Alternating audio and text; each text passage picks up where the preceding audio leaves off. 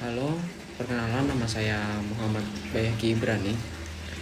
Di sini saya akan menjelaskan tentang pemahaman saya dalam bidang pemrograman dasar, tentang yang saya ketahui dalam bidang pemrograman dasar. Di pemahaman pertama saya tentang komputer saya belajar bahwa komputer itu tidak cuma laptop, tapi juga smartphone dan perangkat lain yang bisa menyimpan dan memproses data.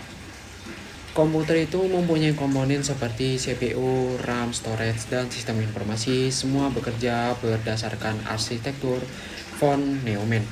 Input diproses di CPU lalu menjadi output. Yang penting adalah memecah masalah, mengenali pola, dan bikin algoritma.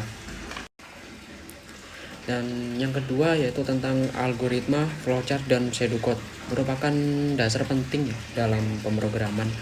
Kalau algoritma itu adalah urutan langkah-langkah yang logis dan sistematis untuk menyelesaikan suatu masalah. Kalau yang kedua itu flowchart. Flowchart itu gambaran algoritma tapi dalam bentuk atau simbol untuk mempermudah alur suatu proses. Sedangkan pseudocode adalah penulisan algoritma untuk menggunakan bahasa sederhana yang menyerupai kode program sebelum diterapkan ke bahasa pemrograman contoh kayak Python atau yang lain-lain. Jadi algoritma adalah langkah, flowchart adalah gambar alurnya, dan pseudocode adalah bentuk penulisan logikanya. Kini saya akan memberikan contoh contoh pemahaman saya tentang algoritma, flowchart, dan pseudocode. Contohnya kita pakai yang mudah aja yang di kehidupan sehari-hari, yaitu membuat teh manis Pertama, algoritmanya adalah kalian siapkan gelas, teh, gula, dan air panas. Lalu masukkan teh, gula, dan air panas ke dalam gelas. Lalu tuangkan air panas dan aduk sampai merata. Kalau flowchartnya, saya akan tampilkan gambarnya, contoh-contohnya, lingkar gambarnya. Kalau pseudocode itu hasil outputnya hasil outputnya sama dengan algoritma, cuman agak rapi Mulai siapkan gelas, teh, gula, dan air panas. Masukkan teh dan gula ke gelas, tuangkan air panas, aduk hingga rata, selesai. Nah, itu contohnya dari pseudocode Itu dia tuh output sebagai alur programnya, jadi terstruktur gitu. Nah, lalu ada tipe data, variabel, dan operator. Merupakan ini juga sama hal penting dalam pemrograman. Contohnya tipe data itu jenis data yang digunakan dalam program seperti angka, teks, nilai, salah, atau benar. Kalau variabel, tempatnya atau letaknya untuk menyimpan data yang dapat digunakan diubah selama program berjalan. Kalau operator itu simbol digunakan untuk melakukan operasi data seperti penjumlahan, pengurangan, pembandingan, dan logika. Jadi menemukan jenis datanya, variabel untuk menyimpan data, dan operator digunakan untuk mengolah data. Nah, di sini saya akan memberikan contoh contoh apa saja itu tipe data, variabel, dan operator. Kita menggunakan contoh sederhana dengan data sehari-hari seperti tipe data, yaitu angka, yaitu 10, teks kita contohkan Budi benar atau salah itu true. Nah, itu contoh dari tipe data. Contoh dari variabel yaitu nama sama dengan Budi, umur 17, nilai sama dengan 85.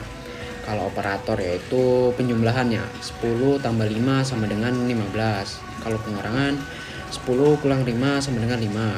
Kalau perkalian 10 kali 5 sama dengan 50. Kalau 10 dibagi 2 sama dengan 5 Nah, jadi tipe data menentukan jenis data variabel menyimpan data, dan operator digunakan untuk mengelola data. Sintak dan semantik. Kita bahas secara singkat tentang sintak dan semantik ini. Sintak itu aturan penulisan kode agar program dapat dipahami oleh komputer. Contohnya kita pakai bahasa Python Print, tutup kurung, petik 2 hello world, petik lagi, tutup kurung.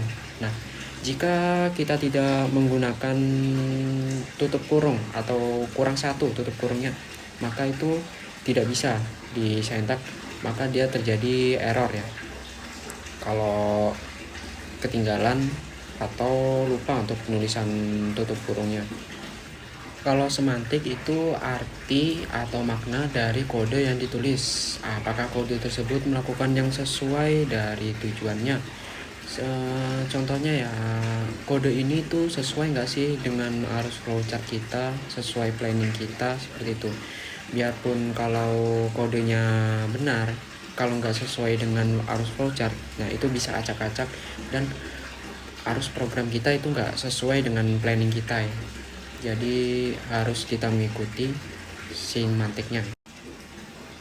Nah, mungkin itu aja sih teman-teman dari penjelasan saya ya. Semoga mudah dipahami karena itu pemrograman masih dasar ya, masih muda ya. Jadi itulah yang saya ketahui selama ini saya belajar dari SMK ya. Dan untuk melanjutkan perguruan tinggi ya, di kuliah di Teknik D3 Informatika. Ya teman-teman, makasih ya sudah nonton video saya. Semoga kalian bisa paham apa yang saya jelaskan, semoga bisa masuk ilmunya. Terima kasih. Assalamualaikum warahmatullahi wabarakatuh.